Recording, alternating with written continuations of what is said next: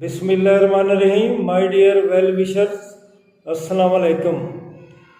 आज मैंने आपसे कुछ मामलात को डिस्कस करना है, शेयर करना है और आपको कुछ एडवाइसेस भी करनी है। सबसे पहले तो FIA का रिज़ल्ट आ गया।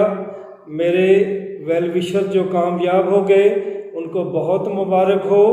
अगर कुछ नाकाम भी हो गए तो उनको भी मुबारक हो, क्योंकि अगर वो गिर के उठेंगे और दौड़ना शुरू करेंगे तो इंशाअल्लाह वो इससे बेहतर मकाम पे पहुंच जाएंगे। उन्हें कोशिश जारी रखना है। जो मेरिट बना है सब इंस्पेक्टर के लिए 50 है, ASI के लिए 46 है, कांस्टेबल के लिए 47 है, जबकि UDC के लिए 57 है। माय डियर वेल विशर, ये पंजाब का मेरिट है और याद रहे कि it is not from 60, it is not from 100, it is from 70। आपकी लिस्टों में भी लिखा हुआ है कि ये 70 में से मार्क्स दिए गए हैं, तो इसी बुनियाद पे आपका मेरिट बना है।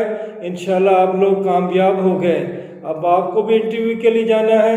फिजिक्स का भी इंटरव्यू शुरू है, तहसीलदार का भी इंटरव्यू शुरू है। तो मैं आपसे कहूँगा कि इंटरव्यू में आपने चंद बातों का ख्याल रखना है।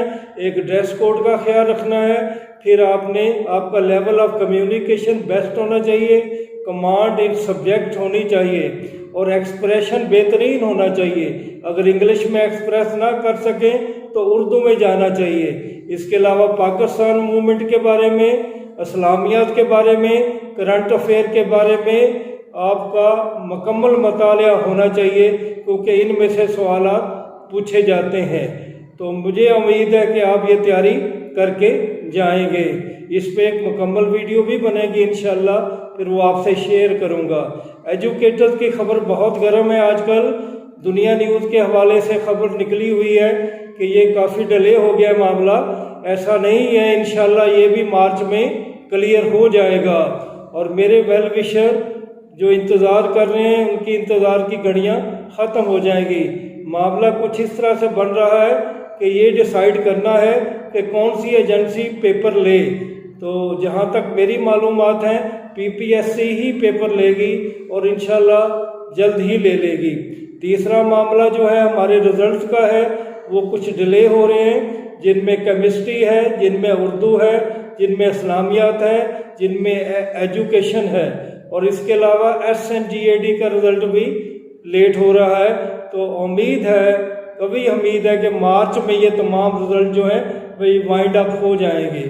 तो इसके अलावा जो अहम खबर आ रही है वो आपके लिए लोकल गवर्नमेंट के हवाले से है कि लोकल गवर्नमेंट में अमेंडमेंट्स हो गई हैं 2 पोस्ट के हवाले से। चीफ ऑफिसर का जो टाइटल है वो चेंज करके जूनियर म्यूनसिपल ऑफिसर रख दिया गया है और उनकी सीट्स इंक्रीज कर दी गई हैं। वो सीट 126 से 129 कर दी गई हैं, जबकि अकाउंटेंट की सीट्स जो है वो 97 से 126 कर दी गई हैं। तो इससे आपको फ़ायदा हो गया। देर आयत दुरुस्त आयत। मेरी ये अब रिक्वेस्ट भी ये है PPSC से कि जो सीटें बढ़ने की वजह से कुछ और कैंडिडेट को बुला लें 1:5 के रेशो से। दोबारा इम्तिहान के चक्कर में पड़े तो मामला और बहुत डिले हो जाएगा। तो उम्मीद है अब आपके जिनके इंटरव्यू रह गए हैं उनके इंटरव्यू भी हो जाएंगे। इसके अलावा माय डियर वेल विशर, आपके लिए जो अहम सवाल आजकल बन रहा है कि असिस्टेंट पुलिस का कब कोरिजेंडम आ रहा है, एंटी करप्शन के हवाले से कब कोरिजेंडम आ रहा है। तो my dear well wisher, good luck है कि अब आपका नायब तहसीलदार का जो इम्तिहान है वो 27 फरवरी को हो रहा है। तो एक संडे आपको मिल गया, तो उम्मीद है कि कोरिजेंडम भी इंशाल्लाह मार्च में आ जाना चाहिए और आप लोगों का इम्तिहान का भी कुछ सिलसिला बन जाना चाहिए। अब नायब तहसीलदार का जो दूसरा पेपर है वो गालबन 6 मार्च को बनेगा। तो 3 हफ्ते बनते हैं, जिसमें असिस्टेंट रजिस्ट्रार कोऑपरेटिव सोसाइटीज़ का और ये जो बाकी कुछ इम्तिहान हमारे रह गए हैं कोर्ट डिसीजन की वजह से, उनमें से भी 1-2 पेपर हो जाएं। लेक्चरर के हवाले से और PMS के हवाले से अफसोस है कि कुछ मामला लेट हो रहे हैं, अब यूँ लगता है कि PMS जो है वो मई जून में जाएगा, जबकि लेक्चरर्स का पहला फेज़ जो है वो इंशाल्लाह मार्च में हो जाएगा। माय डियर वेल विशर्स, ये तो कुछ बातें आपसे दुनिया की होगी, आखिर में आपसे दिल की बातें होती हैं। आज मैं जब आपके लिए वीडियो बना रहा था तो मेरे जहन में ख्याल आया कि दुनिया में एक सबसे आसान काम और जो एक अजीम काम है वो ये है कि दूसरों को इज़्ज़त देना, और सबसे बुरा काम दूसरों की इज़्ज़त नफ्स को मजरूह करना। तो अल्लाह ताला आपको इन मामलात में बेहतर करे।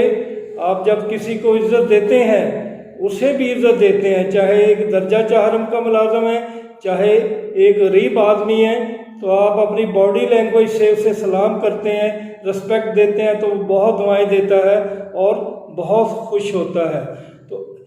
तो हमारी इबादत का मकसद भी यही है।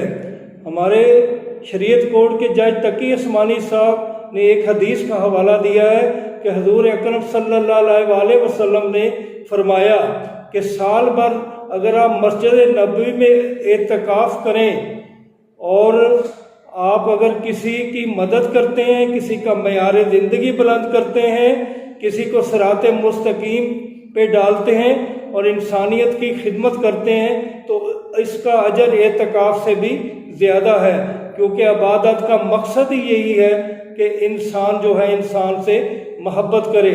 अगर हम इन पर अमल नहीं करेंगे तो हमारी ज़िंदगी जो है वो ज़िंदगी भर हमें पछतावा रहेगा और हम फिर परेशान रहेंगे कि हमारे ख्वाब भी मुकम्मल ना हुए, हम जो चाहते थे वो भी ना कर सके और हमें ज़िंदगी में सुकून भी मयस्सर ना आ सका। किसी शायर ने इसी मौका पे कहा है कि दो ही मामले उम्र भर हल ना हुए, दो ही मामले उम्र भर हल ना हुए, नींद पूरी ना हुई, ख्वाब मुकम्मल ना हुए। अल्लाह ताला आपकी नींद भी पूरी करे, आपके ख्वाब भी मुकम्मल करे। इंशाअल्लाह फिर चंद दिनों बाद आपसे मुलाकात होगी। अल्लाह ताला आपका हामी व नासर हो। खुदा हाफिज़।